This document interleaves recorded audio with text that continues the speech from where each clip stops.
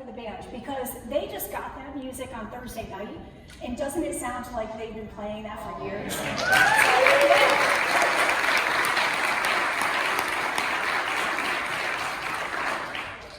So everything changed. Zach Williams is the artist. I highly recommend this album. It's an incredible album. Everything changed when I fell on my knees. Now, I do suppose that for some people, they really do have a literal falling to their knees, God-changing life experience. It didn't really happen that way for me. This is where it happened. No, very weird place. This is the In-N-Out Burger in La Mirada, California. It was September 27th, 2015. 2015. Carrie just told you that I've been a member here. It's been 27 years. So how could it be that I had my life-changing God experience in 2015? So here's my story. At the age of 14, I was invited to go to a youth group at Trinity Baptist Church. And from that point in, I was all in with the church thing. If there was a job to be done, I did the job.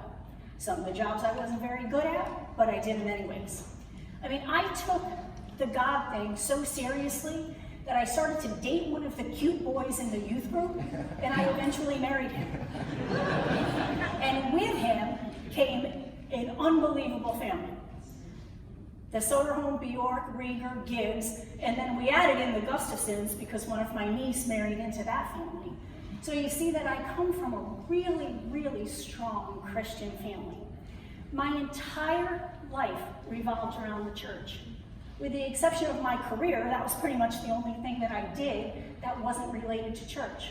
My entire friend group are my family. And so I was always surrounded by God. Now I thought, you know what, I'm doing all this God stuff.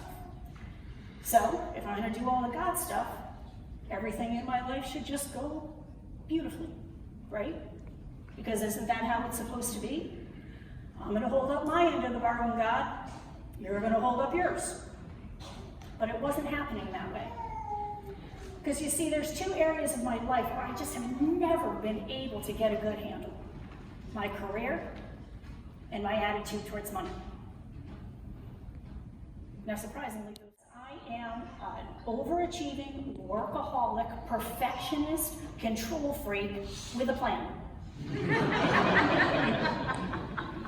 But then, you know, life just wasn't working that way.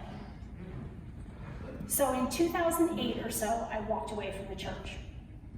Now, I didn't renounce my faith, because in the back of my head, I believed in God, but I just wasn't going to do the church thing anymore.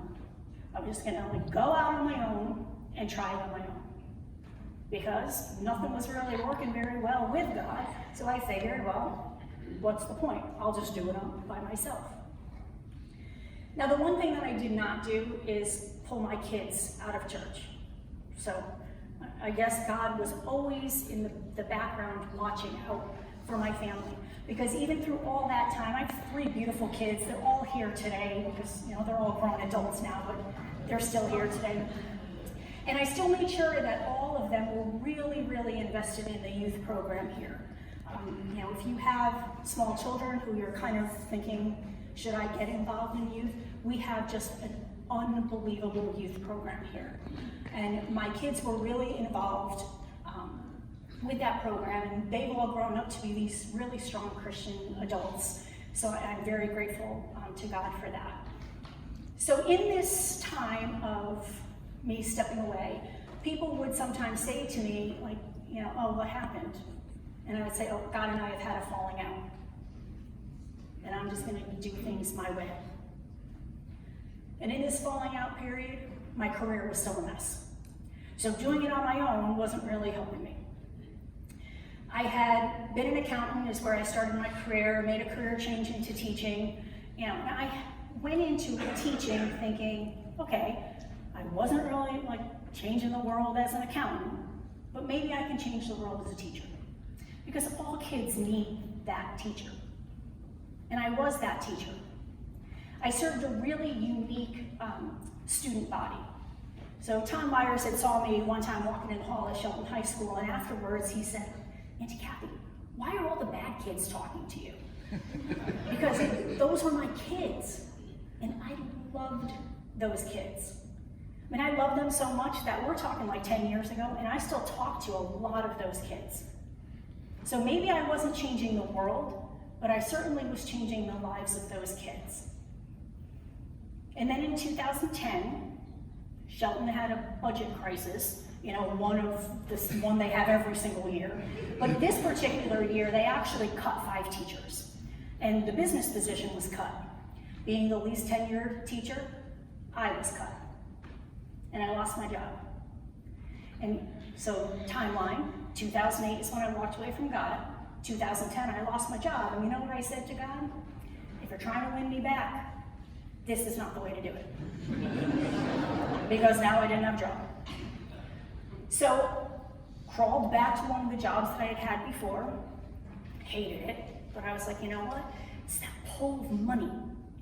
Because I did not trust God enough to think, okay, I don't have a job, but he's still going to provide for me.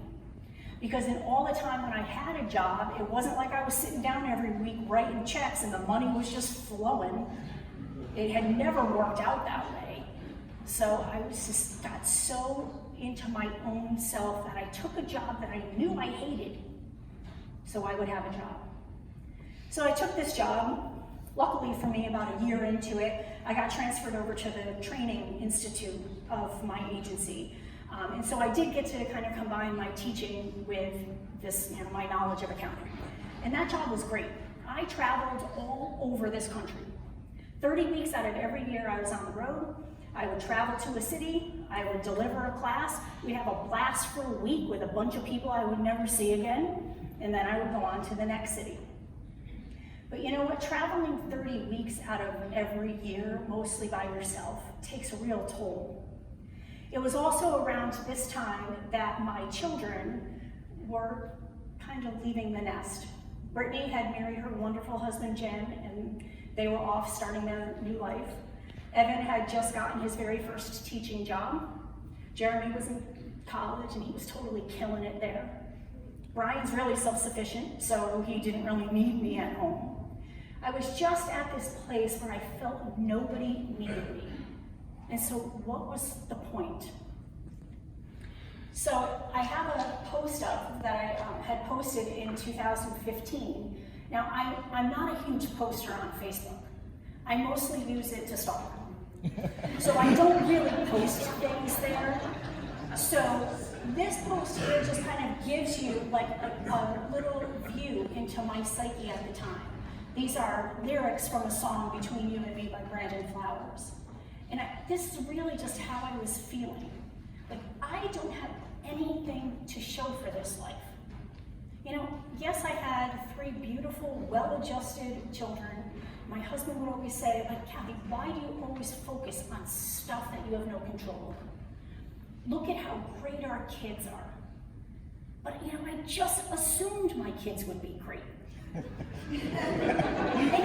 But not like through anything that I was doing, but because my kids are great. I mean, they're just great human beings. So I just never really worried that something was going to happen with them. That's why I just always assumed they would be great.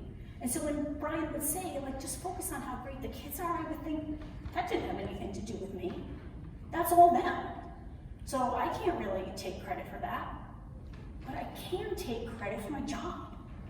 Because the kind of job that I do, when I'm sitting there, being the best that I can be, I have control over that. I didn't really have control over the decisions my children were making in their life, or the things that Brian was doing. But I could control my job. And so I was just feeling really, really broken. So now we are in 2015, September 27th. I had just finished a class in La Mirada, California. It was a pretty good class. We had a really good week. And I had another class the following week. So I was staying over the weekend. And I was driving through the In-N-Out Burger parking lot. And my mind is always going. I am always thinking about 500 things at the same time. And at this time of driving through the parking lot, I just was feeling like I had nowhere else to go. I am broken. So I called out to God. All right, God, I've tried it my way. What do you want me to do, Lord? And then I went about my business. Well, the next day, it was a Sunday. I was sitting in my hotel room. I was supposed to be working on a class I was developing, but I was procrastinating because I'm really good at that. And I decided, I want to go check out this. There's a teacher website for job postings in the state. And I thought, I'm wasting time. Let me just go look at this website and see if there's anything there. And there was a job posting, which was really weird because it was the end of September. What school district is hiring a teacher at the end of September? And so I said, oh, well, here we go. There's one. I'm going to apply for it.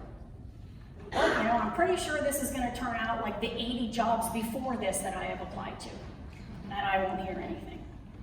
So I applied. Monday, the school called me and said, we'd like you to come in for an interview. And I said, well, that's going to be a problem because I'm in California right now. I'll be back on Wednesday. And so they said, okay, fine, come in on Thursday. Now that's a really weird thing, because for those of you who are in education, you know that if you say to the school, I can't come in on the date you want, they just pass you right by and go to the next person. And Evan can attest to that because it has happened to him before. So I thought, okay, I can't come on the day you want, so this is going to be another job that nothing comes of. And they said, no, that's fine. When you come home on Thursday, come in for the interview.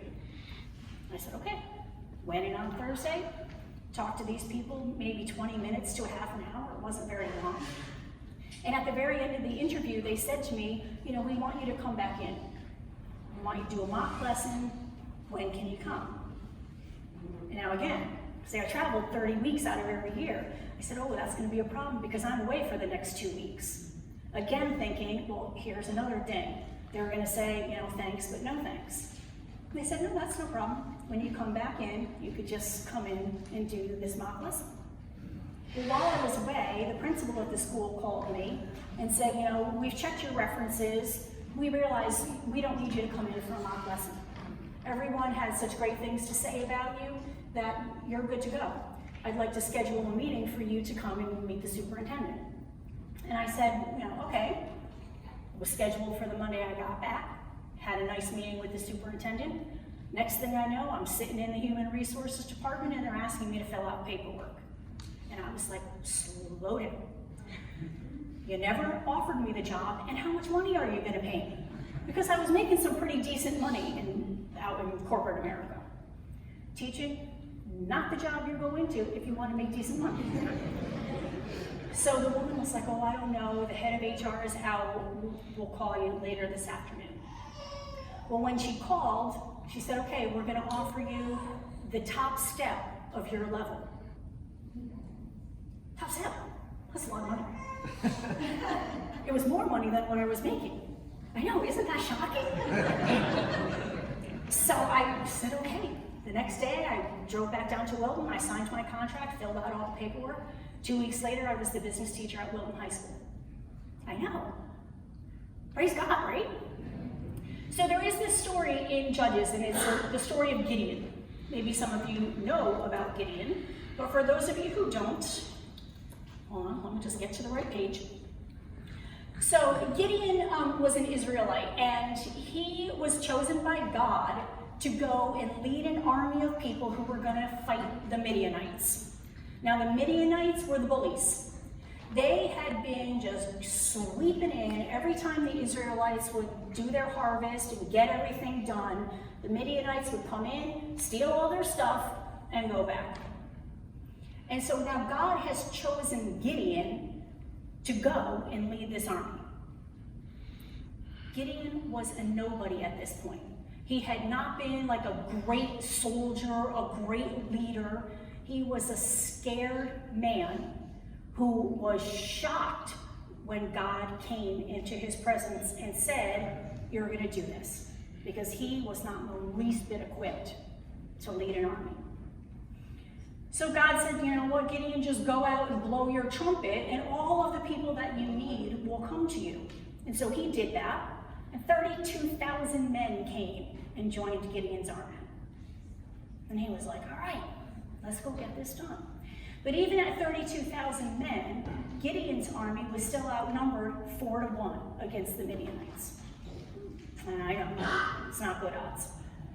So then God leads them, to where they're supposed to be. And as they're starting to really get ready to go into battle, some of the men start getting afraid and they leave. And so now Gideon is down to about 22,000 men.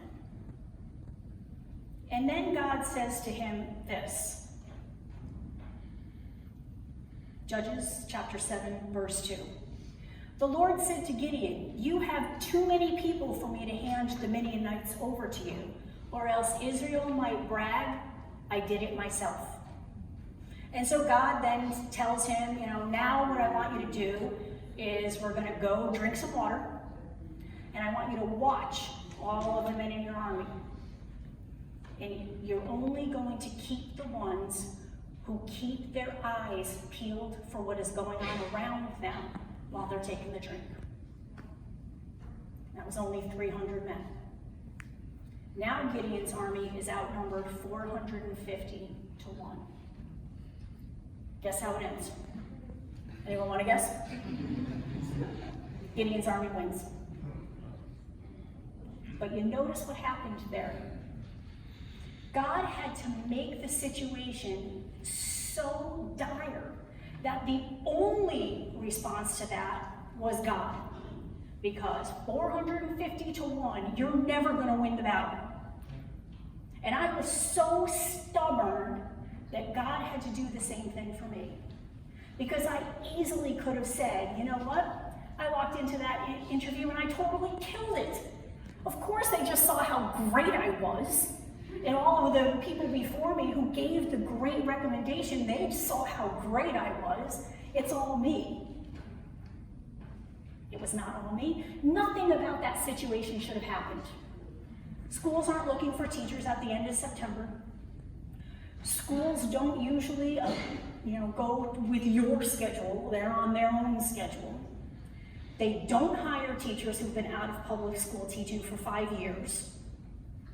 They don't hire you sight unseen without looking at a mock lesson. And they never hire a person at the top step, especially a business teacher. Because in the hierarchy of teaching, business teachers down here. Any of you elective teachers, you know what I'm talking about. They don't tell you that in teacher school.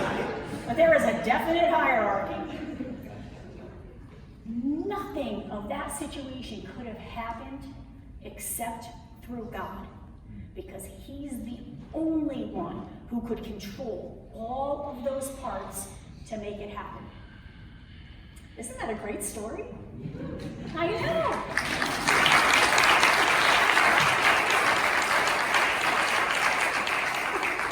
Now, I would love to say that my story ended there, and that I had this great experience in Wilton, and oh my gosh, isn't God glorious? Didn't totally happen that way. But let me backtrack a little. Since I wasn't traveling all the time, Joanne Gibbs had asked me if I wanted to join her life group. Now, historically, all of my closest friends have been men. I'm not really sure why it's worked out that way. I mean, I've been in a male-dominated job most of my career, so it just kind of worked out that I had a lot of male friends. Didn't really have a lot of female friends. And it was one of the things that I used to say to Brian all the time, like, why don't I have any female friends? It's just kind of weird. Nothing against you men, but we just kind of look at the world differently. And so it was good that I had these close male friends, but I really yearned to have some really close female friends. And so when Joanne asked me, I said yes right away. But then I thought, oh no, see, that's how we suck in. You say yes to one thing, and next thing, there you are at the church every single night doing stuff. So I got like a little, I don't know, God, is this what you want me to do? And you know what? I am so grateful to God every day for this group of women that I'm in. because they are such a blessing to me, and I hope they feel like I am a blessing to them. So I'm going to tell you that if you are not in a life group, find a life group. I know it means probably like another day out or a night out, and you're just like, my gosh, my schedule is already so jam-packed. But it is so worth it. I mean, Carrie has been giving us a series now about relationship, and you just cannot really know the full glory of God if you are not in relationship with other Christians. And a life group is just an incredible way to do that. So I am very, very thankful for my life group, who are all here supporting me today. All right, so life was good. Had this great job, was making tons of money. I was also doing an awful lot of work to make tons of money, but that was okay because I loved it. I had this great student body. I was their person. Now, every good school has teachers, that kids feel really comfortable with. Christina, Evan's girlfriend, works there, and she's one of those teachers. I know Evan is one of those teachers. It's the person that the kids can go to and feel completely safe with. And I had that with hundreds of kids. I mean, my room was never empty. There was always someone in there. Before school, after school, all my free periods. There was never a time when there was not a kid in my room. And I just thought, wow, this is so where I'm supposed to be. Like, God is in this. Look at how I am affecting these lives. And I even did like a bunch of stuff to make them know that it was God, that it wasn't me. And when you work in public school, you can't just, get up and start preaching God. So I would do all little things. I had like a 5-minute with God book, and I left it right on the corner of my desk. I would say to my kids on Mondays, like, oh yeah, I'll stay through the afternoon because then I go right from here to church for my Bible study. I mean, I would like say stuff like that all the time, hoping that they would know that what was making me different was God. And I was like, all right, it's all good. But in the back of my head, I kept thinking, what's going to happen when something goes bad? And one night I even voiced that to my life group. And then you know what? Something went bad. And it went bad in a very big way, because my contract was not renewed for the next year. Now, in regular people talk, that means I got fired. The schools call it something a little bit different. But I got fired. How could I get fired from a job that was exactly where God had put me? And first of all, how could I even get fired? I had never gotten fired from a job before. There was 2 kids in my classroom who had a conflict with each other. It didn't have anything to do with me. It was just between them. The girl went and filed a complaint with the administration. Administration didn't do anything about it. The parents threatened legal action against the school. And instead of stepping up and taking responsibility for what they did not do, the administration put the blame on me. And the result was I was getting fired. And I thought, well, okay, there's a lot of investigation going on here. Surely someone will see that I didn't have anything to do with this. They would definitely put the blame on the bad guys. But it didn't happen that way. And I kept thinking, you know what, God? Where's your wrath? Bring your wrath down and punish these people. But it didn't happen that way either. And you know what happened? I never lost the faith. So I want to bring you to the story of Job. Now, I know you all know Job. Maybe you didn't know Gideon, but you definitely know Job. And so the part of the story that God really brought me to was the very beginning part of Job. Job chapter 1. There was a man named Job. He was a man of perfect integrity who feared God and turned away from evil. Job was the greatest man among all the people of the East. One day the sons of God came to present themselves before the Lord, and Satan also came with them. The Lord asked Satan, "Where have you come from?" "From roaming through the earth," Satan answered, "and walking around on it." Then the Lord said to Satan, Have you considered my servant Job? No one else on earth is like him, a man of perfect integrity who fears God and turns away from evil. And then, of course, you know, the story goes on that Job loses everything. Satan kills his kids, makes his relationship with his wife not so good, takes every worldly possession that he had, gives him horrible physical issues, and in all that, Job never loses faith. And I praised God. God trusted Job so much that he knew that he could hand Job over to Satan, and Satan was not going to lose the faith. And I thought, my gosh, how glorious is our God that he trusted me so much that I would go through this and I would not lose the faith. Praise God. Because you know what happened before, the last time stuff in my career didn't go well. I said, God, I don't need you. And now I realize that what I was going through didn't have anything to do with me. It was just where I was supposed to be at that time. That recognition I always craved in my career before, man, did I get recognition. There were newspaper articles written about me. People went in front of the Board of Ed, parents and students pleading for them not to fire me. There was a petition, 1,200 signatures on the petition. Wilton High School only has like 900 students. And in all that, I had a lot of opportunity to say, I can tell you what really happened and who to blame. But it just never felt right to do that because it was God. Now, I don't know why I'm not supposed to be a teacher because after I got fired, I have applied for lots of teaching jobs.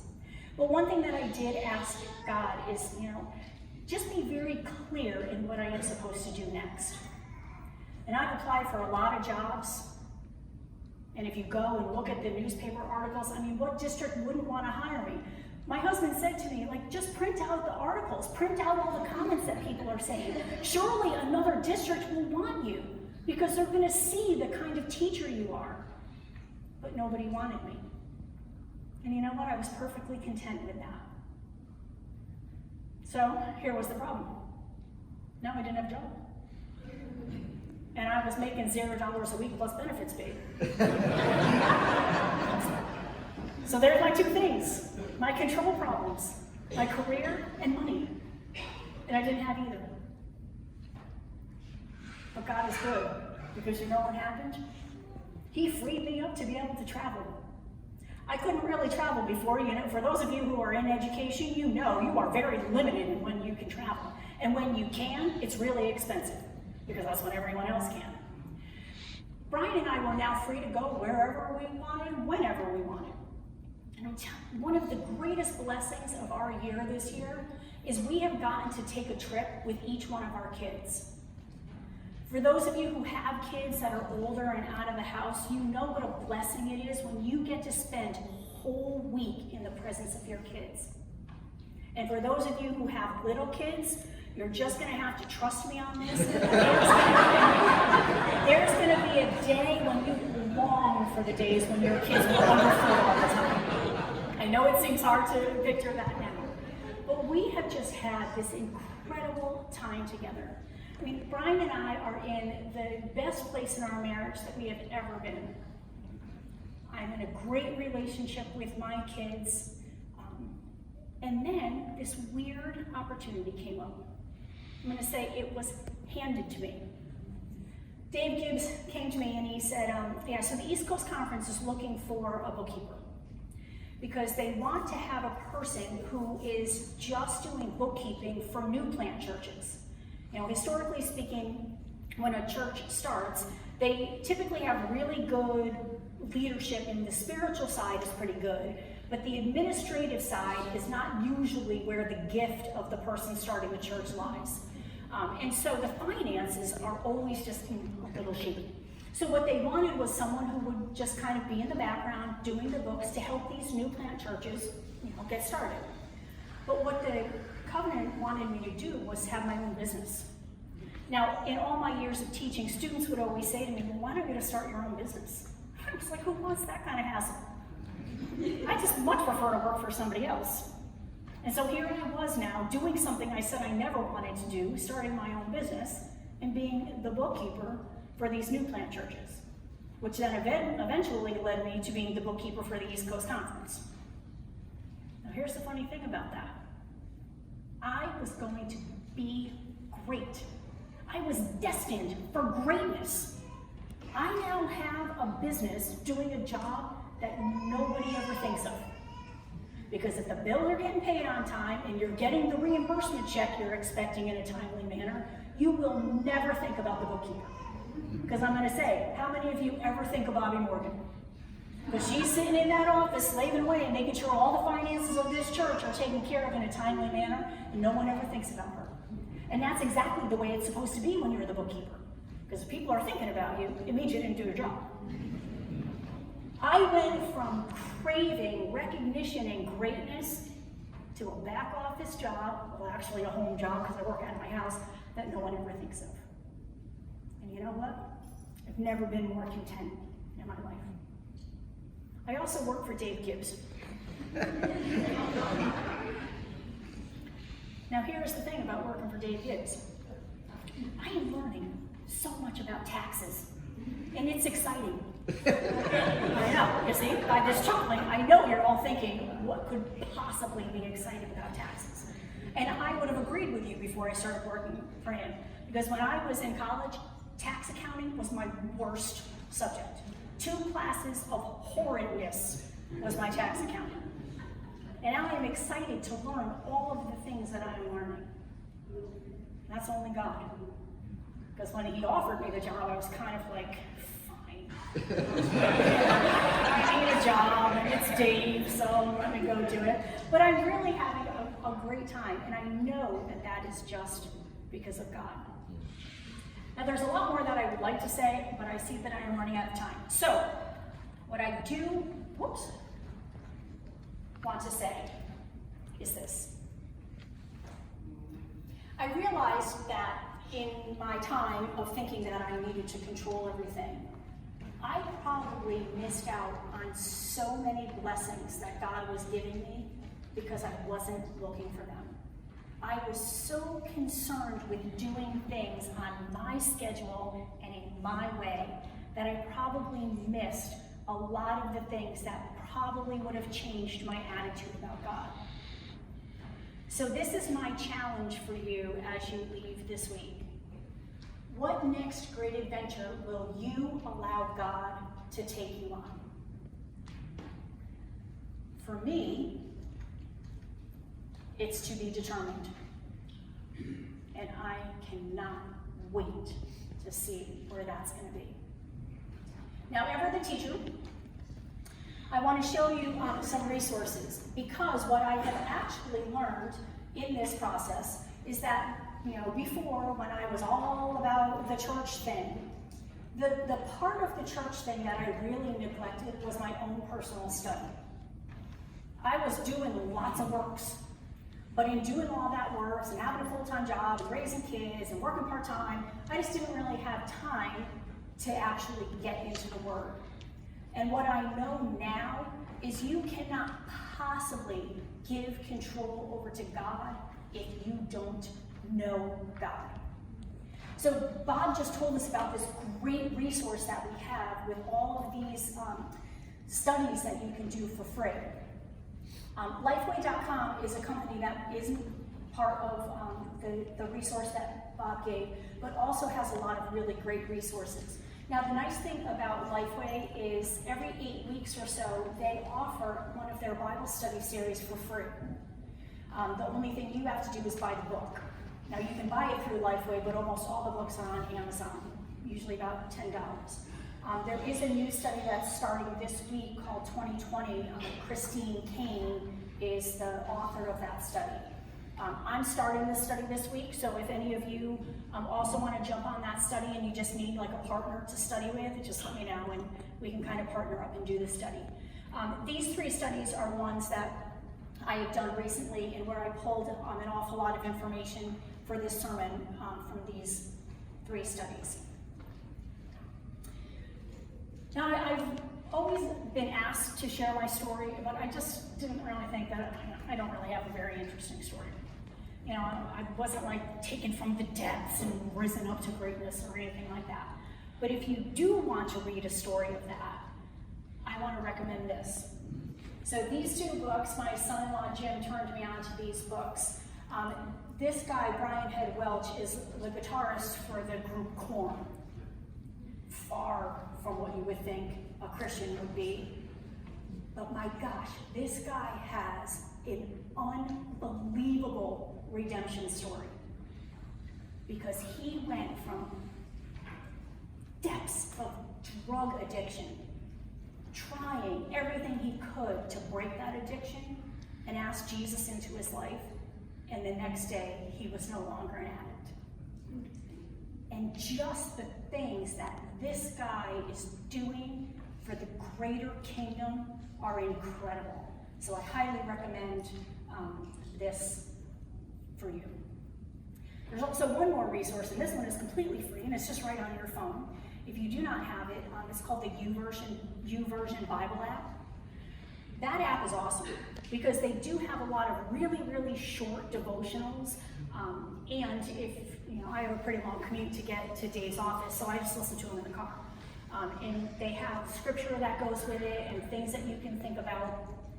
And so that's just another really good resource. The nice thing about that one is you can also read the Bible in many, many different versions.